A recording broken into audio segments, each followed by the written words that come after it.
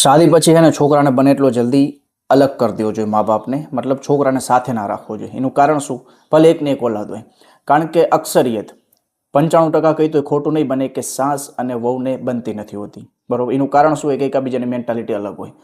તો ઝઘડા કરીને પછી અલગ થવું એનાથી બહેતર છે કે પહેલાંથી જ તમે મોહબ્બતથી અલગ થઈ જાઓ ને તો સાસ બહુ વચ્ચે મોહબ્બત કાયમ રહે.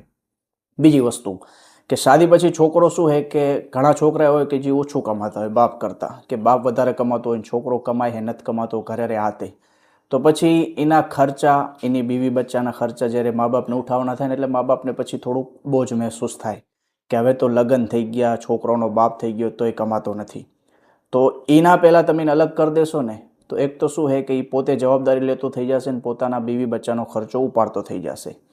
અહીંયા સુધી કે 3 થી 4 કેસ હમણાં જે મને અલગ અલગ વ્યક્તિઓએ કીધા, એ તમને અર્જ કરું કે એક ભાઈએ કીધું કે ભાઈ મા બાપ એમ કહેતા હોય બરોબર કે તું અમારે હું તો કાફી છે, અમારે પૈસાની કંઈ જરૂર નથી, પણ હકીકતમાં કે આપણે પૈસા ના કમાતો ને એટલે મા બાપનો રંગ બદલી જાય.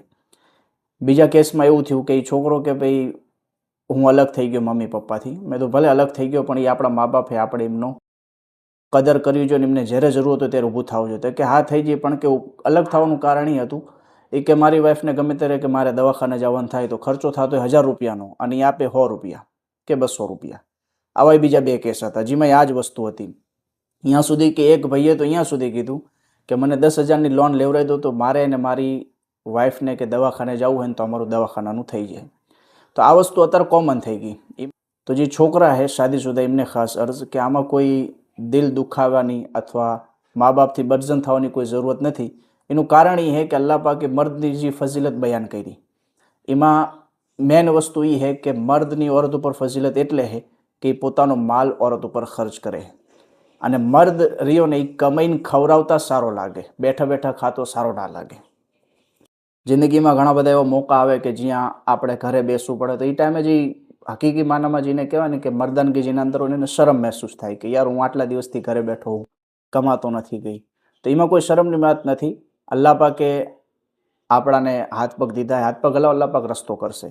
અને ખાસ કરીને કે પોતાના બીવી બચ્ચાની જવાબદારી એ મર્દની જવાબદારી છે, મતલબ કે એમને ખવડાવવું, એમના ભરણ પોષણનું વગેરે, બરાબર. તો આ બધું વસ્તુ એ મર્દ ઉપર જરૂર છે, ના કે મર્દના મા બાપ ઉપર. એટલે એ વસ્તુને આપણે નેગેટિવ લેવા કરતાં પોઝિટિવ વિચારો કે ભાઈ ના હું હાથ પગ હલાવીને કોશિશ કરીશ.